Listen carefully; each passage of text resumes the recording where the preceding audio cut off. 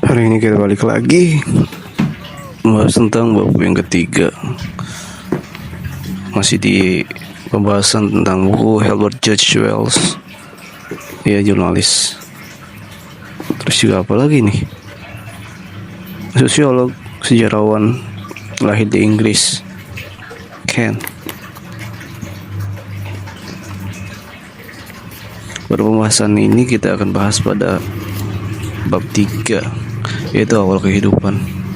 Mungkin kita nggak tahu ya gimana awal kehidupan dulu, karena juga kita belum hidup. Tapi dalam buku Wells mengatakan bahwa ada hal tertentu ketika awal kehidupan mulai ada.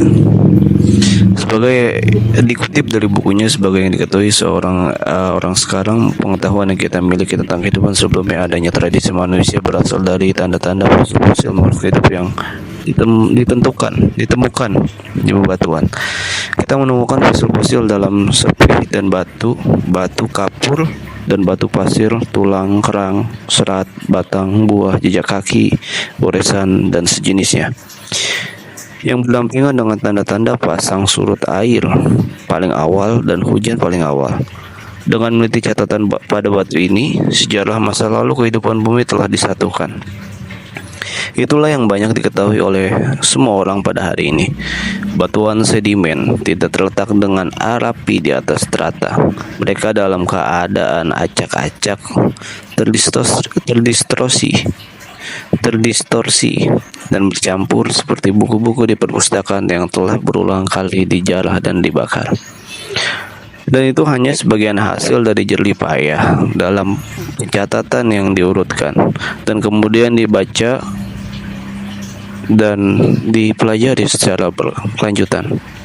Seluruh jangka waktu ditunjukkan oleh catatan pada bebatuan yang sekarang diperkirakan sampai 1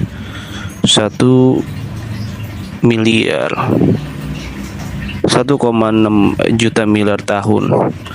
Batu yang paling awal dan catatan disebut oleh ahli geologi sebagai zaman batu Azoik. Jadi zaman batu memang terkenal setelah dengan zaman Azoik karena tidak menunjukkan jejak kehidupan. Daerah besar dari zaman batu Azoik ini banyak terdapat di Amerika Utara, dan mereka berada di sana dengan ketebalan yang oleh para ahli geologi dianggap mewakili sebuah jangka waktu setidaknya setengah dari 1,6 miliar juta tahun yang mereka tetapkan kepada seluruh catatan geologi. Perkenankan saya mengulangi fakta yang sangat penting ini setengah dari interval waktu yang sangat lama sejak daratan dan lautan dapat diidentifikasi di bumi, tidak meninggalkan jejak dalam kehidupan kita. Ada jejak dan tanda-tanda hujan yang masih bisa ditemukan di bebatuan ini. Tetapi ada tanda atau sisa-sisa benda hidup apapun. Kemudian saat kita menentukan catatan, tanda-tanda kehidupan masa lalu pun muncul dan semakin meningkat. Usia sejarah di dunia di mana kita menemukan jejak masa lalu ini disebut oleh ahli geologi sebagai zaman Paleozoik bawah. Kalau tadi istilahnya zaman batuan disebut zaman Azoik, kemudian ahli geologi mengatakan bahwa pada fase ini disebut zaman Paleozoik bawah. Jangan sampai salah ya. Ya begitulah hal yang unik. Indikasi pertama bahwa kehidupan yang bergerak adalah sisa-sisa yang relatif sederhana dan benda-benda yang rendah. Kerang-kerang kecil, batang kepala bunga Zoophytes, rumput laut dan peninggalan cacing laut dan krustakea. Pada masa sangat awal muncul makhluk tertentu seperti kutu tanaman, kemudian makhluk merangkak yang bisa menggulung dirinya sendiri menjadi bola seperti yang dilakukan pada kutu tanaman Trilobita.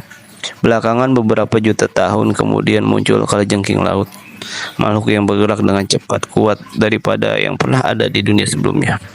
Tak satu pun dari makhluk ini Tak satu pun dari makhluk-makhluk ini yang berukuran sangat besar. Di antara yang terbesar adalah kalajengking laut yang berukuran 9 kaki panjangnya. Tidak ada tanda-tanda apapun tentang kehidupan daratan dalam bentuk apapun, baik tumbuhan atau hewan. Tidak ada ikan atau makhluk vertebrata di bagian dari catatan ini. Pada hakikatnya, tanaman dan makhluk yang telah meninggalkan jejak mereka dari periode sejarah bumi ini adalah makhluk air dangkal intertidal. Jika kita ingin menghubungkan dengan flora dan fauna batuan Paleozoik bawah di bumi hari ini, kita melakukannya dengan baik, kecuali dalam hal ukuran. Dengan mengambil setetes air dari kolam batu atau benda di sungai, kemudian memeriksa di bawah mikroskop. Crustacea kecil yang kerang kecil, Geophytes dan ganggang yang dapat kita temukan di sana akan menunjukkan kemiripan yang cukup mencolok dari prototipe yang lebih besar yang dahulu merupakan mahkota kehidupan di planet kita. Akan tetapi, ingatlah bahwa batu Paleozoik bawah mungkin sama sekali tidak memberi kita penjelasan apa-apa tentang awal mula kehidupan di planet kita, kecuali makhluk yang memiliki tulang atau bagian keras lainnya. Kecuali jika memiliki cangkang atau cukup besar dan cukup berat untuk membuat jejak kaki dan jejak khas dalam lumpur. Tidak mungkin hal itu meninggalkan bekas fosil apapun dari keberadaannya. Hal ini ada ratusan ribu spesies kecil tumbuh lunak dari makhluk di dunia kita yang tak terbayangkan jika meninggalkan bekas bagi ahli geologi masa depan untuk ditemukan. Di sini ada gambar fosil trilobite. Jika sedikit dibesarkan seperti kutu air, bentuknya bulat dan agak sedikit bergerigi-gerigi di samping-sampingnya. Bentuknya oval. Kalian bisa nanti searching tentang fosil trilobite. Di masa lalu, jutaan spesies makhluk seperti itu mungkin telah hidup dan berlipat ganda dan berkembang dan berlalu tanpa bekas yang tersisa. Perairan dari laut hangat dan dangkal dari laut periode Ajoik mungkin dapat disebut sebagai memiliki variasi yang terbatas dari makhluk rendah seperti jelly dan makhluk tanpa tulang, dan banyak tanaman hijau yang mungkin telah menyebar melalui intertidal batu dan pantai yang diterangi matahari. Catatan tentang batuan tidak lebih merupakan sebuah catatan hidup yang lengkap di masa lalu daripada catatan sebuah buku mengenai catatan keberadaan semua orang di lingkungan sekitar. Barulah ketika suatu spesies mulai mengeluarkan cangkang atau sebuah spikule